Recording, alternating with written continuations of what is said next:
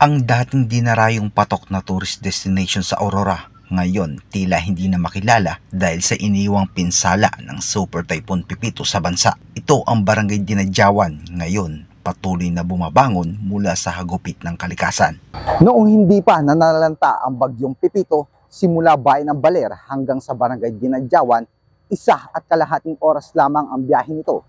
Pero ngayon ay inaabot na 3 hanggang 4 na oras dahil sa kapal ng putik at mga nakaharang na puno at bato na galing sa kabundukan. Naabutan namin si Vanessa Arellano, residente ng Barangay Dinadjawan, na pilit binubuo ang munting tahanan na pinatumba at pinadapa sa isang iglap lamang. Isa si Vanessa sa libu-libong residente na naapektuhan ng pangkabuhayan. Takot kasi may pasyente po ako sa isang bata na maliit, 4 years old. Tapos yung lakas ng hangin, hirap, hindi mo may paliwanag. Ikinuwento niya sa amin kung paanong gumuho ang kanilang tirahan dahil sa lakas ng bagyo. Nung pag-akyat ko, makita ko, niroll na po yung hangin yung mga yero namin. Pagbaba ko po, sir, siya naman bagsak na ng poste. Bagamat apektado ang kanilang bukirin, umaasa si Vanessa na maiitinda ang mga naiwang biig at makapagsimulang muli sa pagbuo ng kanilang munting tahanan, munting pangarap sa tulong ng pamahalaan at mga kababayang handang tumulong sa tulad nilang mga nangangailangan. Malaking hamon naman ang paghatid ng mga relief packs at sobrang tagal ng biyahe dahil sa maraming nakasagabal sa daan, dala ng kapal ng putik at mga batong malalaki at kahoy na nanggaling sa kabundukan. Makikita mo talaga ang naging epekto ng bagyong Pipito dahil sa mga nasirang bahay, establishmento, mga pangkabuhayan katulad ng mga resorts, mga taniman, lalo ang mga sagingan at mga bukuhan na siyang pangunahin na pinagkakakitaan ng mga residente dito sa bayan ng Dipakulaw na may pinakamalaking pinsala ng bagyo. Kung nakikita nyo ang karagatan dito sa aking likuran na dating dinarayo ng mga turista, ngayon ay nagmistulang kulay putik at tapon na ng basura kasama ng mga kahoy sa kabundukan.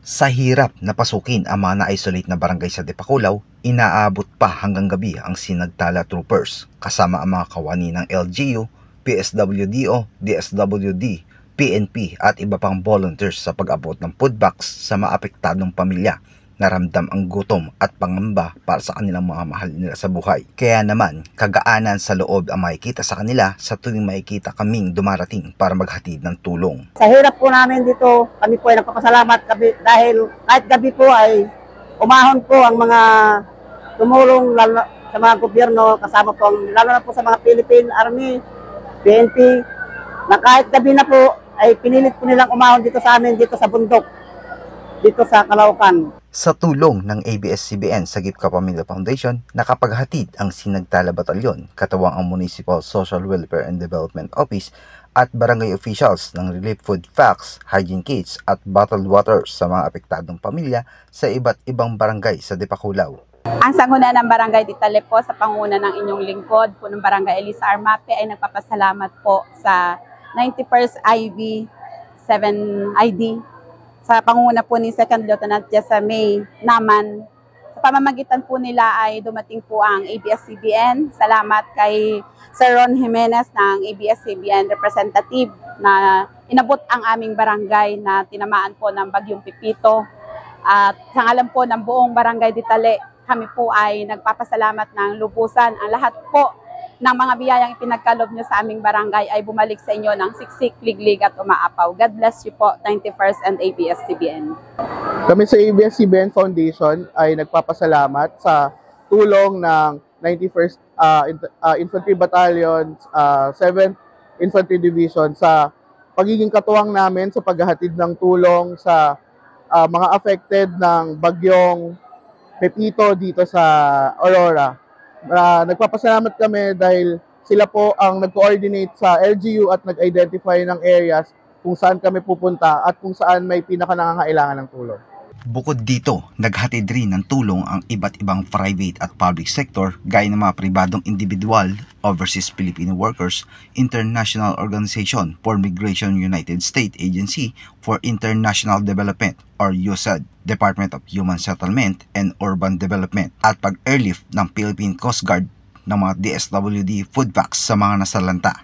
Una rito, nagsagawa ng aerial view at monitoring sa pinsalang iniwan ni Pipito ang pamahalaan sa pangunguna ni Lieutenant Colonel Aris Quinto, Commander ng 91st Infantry Sinagtala Batalyon, kasama sina Department of National Defense Assistant Secretary Hernando Caraig Jr., Provincial Disaster Risk Reduction and Management Office Chief Engineer Elson Amado Ergarge, Aurora Police Provincial Police Office, Provincial Director Police Colonel Reginald Francisco, Office of Civil Defense Region 3 Director Amador Corpus at Philippine Air Force Tactical Operation Group Region 3. Iniulat ng PDRRMC sa pangunguna ni Governor Reynante Tolentino na umabot sa mahigit 100,000 katao ang naapektuhan sa paghahugupit ng 3 sunod-sunod na bagyo sa lalawigan ng Aurora.